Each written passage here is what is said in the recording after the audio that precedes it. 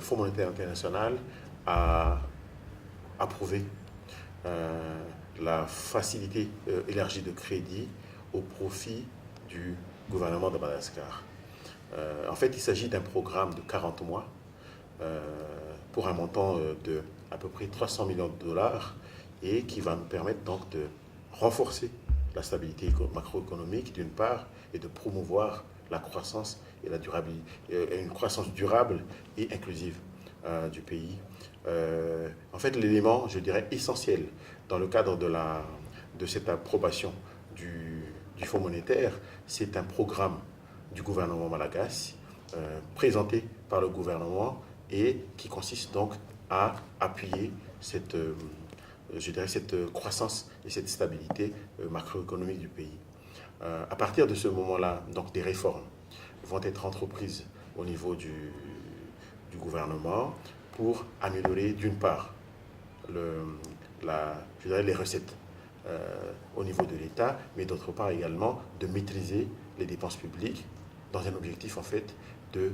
développer et d'accroître les dépenses sociales de l'État et d'autre part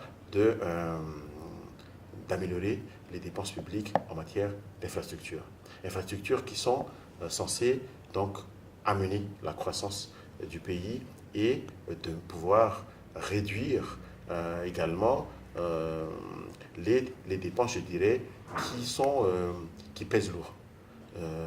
lourdement sur les finances publiques. Et on peut citer, entre autres, parmi ces dépenses qui pèsent lourdement sur les finances publiques, les subventions que l'État est amené à payer au profit de la Djirama dans le cadre de ses activités de production et de distribution d'électricité. Ces dépenses, si on le chiffre actuellement, c'est de l'ordre de 300 milliards annuels d'ARIAR. Et donc nous sommes censés, dans le cadre de ce programme que nous avons présenté au Fonds monétaire international, de réduire ces dépenses et les passer au maximum à 250 milliards annuellement au titre de l'exercice 2017. Cela donc ferait que des réformes devraient être entreprises au niveau de cette grande société d'État qui est la Djirama et que la Djirama puisse donc faire face à ses propres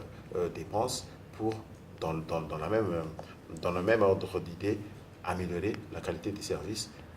que la Djirama produit à l'endroit de ses